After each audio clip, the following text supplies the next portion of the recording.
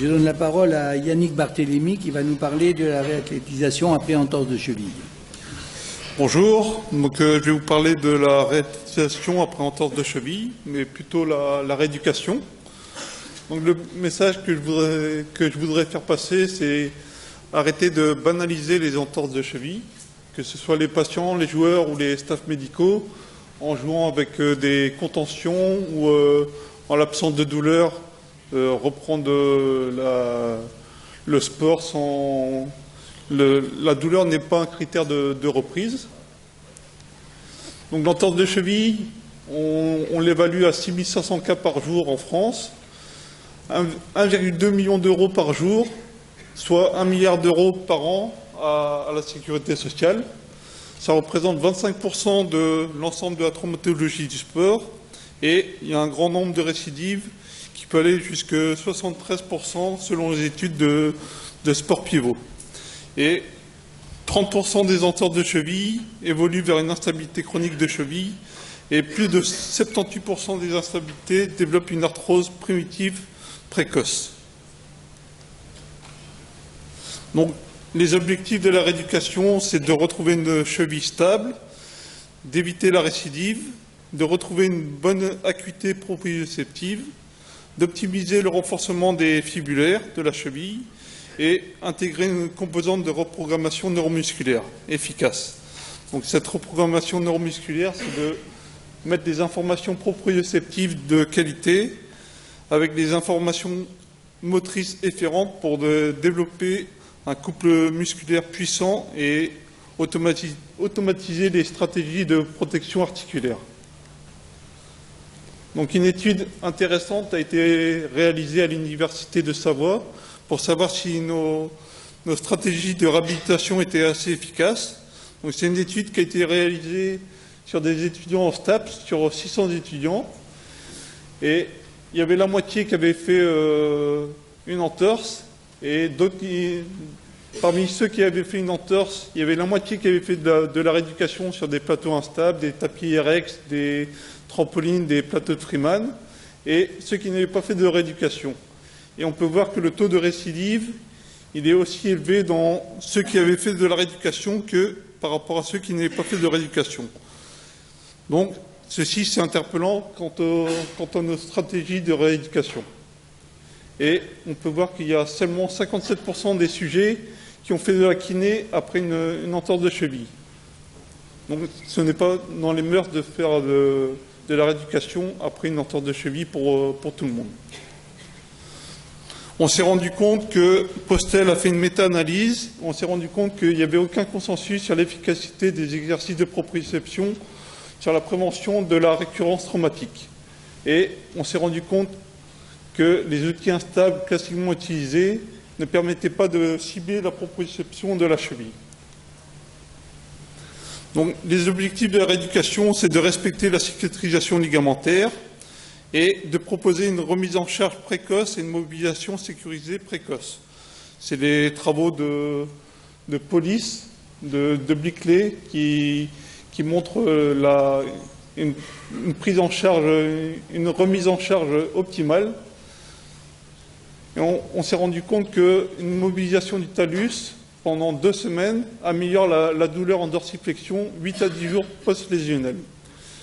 Les autres objectifs de la rééducation, ce sera de lutter contre la douleur, de lutter contre l'œdème et de regagner de la mobilité et de trouver une stabilisation active efficace pour lutter contre l'instabilité chronique de cheville, qui est déterminée par donc cette instabilité de cheville, elle est chronique, elle est déterminée par l'International Ankle Consortium, et on peut voir que dans l'instabilité chronique, on identifie des pertes de dorsiflexion, des déficits proprioceptifs, une altération de l'activité musculaire dynamique, un déficit du contrôle postural et des faiblesses musculaires du moyen fessier par exemple, et de l'œdème et des douleurs.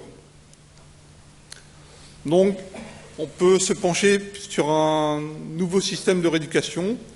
Donc l'Université de Savoie, avec celle de Laval au Québec, a montré qu'on pouvait cibler le travail proprioceptif de la cheville et une activation des fibulaires en développant un chausson avec une déstabilisation spécifique de l'arrière-pied selon l'axe de Encke et un bon ancrage métatarsien pour générer des forces de réaction du sol.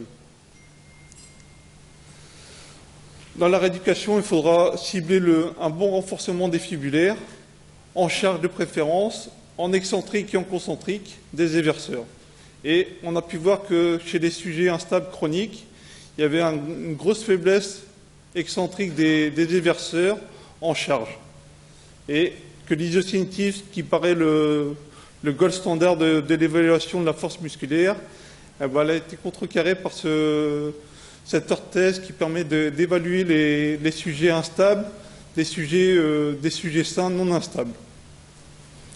On peut voir qu'il y a une différence de vitesse dans le contrôle de l'inversion des chevilles. Donc, ceci signifie une faiblesse des fibulaires. Toujours dans la reprogrammation neuromusculaire, cette orthèse a permis de voir qu'il y avait une proactivation des fibulaires avant l'attaque du talon de 77 millisecondes.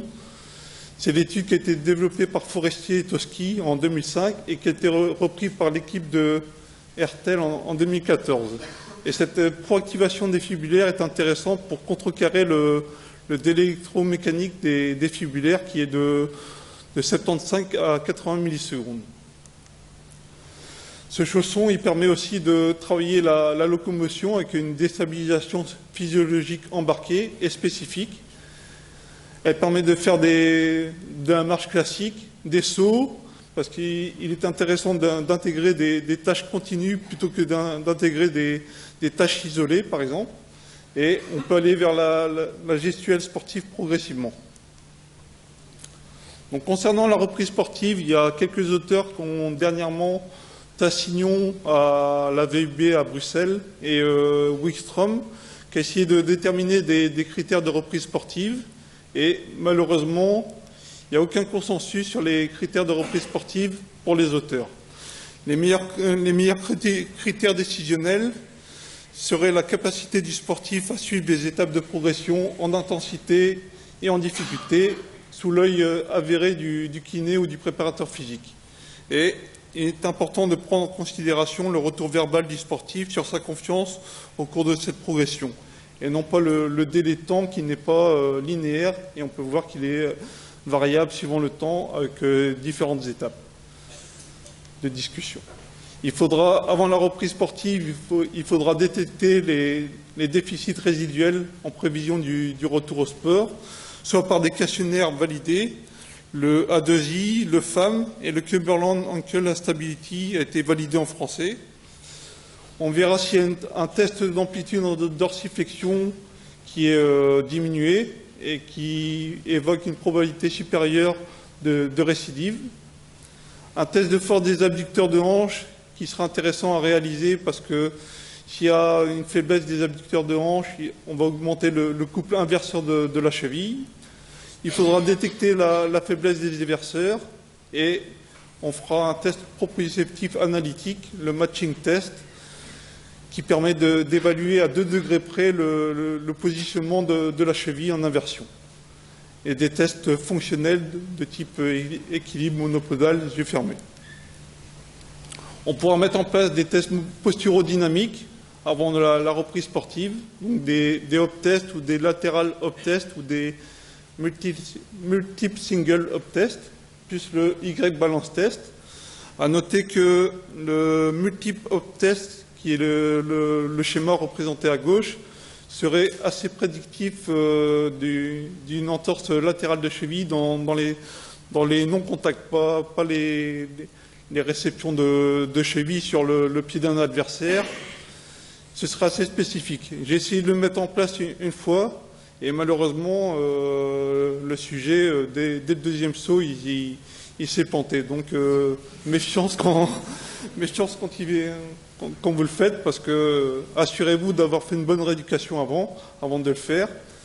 Et le Y balance test est intéressant à faire pour voir s'il y a des limitations de la dorsiflexion qui pourraient expliquer soit une antériorisation du talus ou une rétraction du triceps sural, ou s'il y a des déficits en postérolatéral ou en postéromédial, c'est principalement qu'il y a des déficits proprioceptifs ou des faiblesses des fibulaires.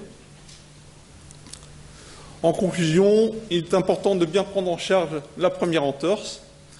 Et face au constat de ces nombreuses récidives, soit il y a une réadaptation inadéquate, ou soit il y a un retour prématuré à la reprise du sport. Il faudrait peut-être évaluer nos stratégies de réhabilitation, parce que, comme j'ai montré, l'équilibration sur plan instable est différente de la proprioception de cheville avec des déstabilisations spécifiques. Et malheureusement, il n'y a pas de consensus sur les critères de reprise sportive. Mais avant la reprise du sport, il faut diminuer au maximum les facteurs liés à l'instabilité chronique de cheville avant d'autoriser le retour du sportif sur le terrain. Je vous remercie.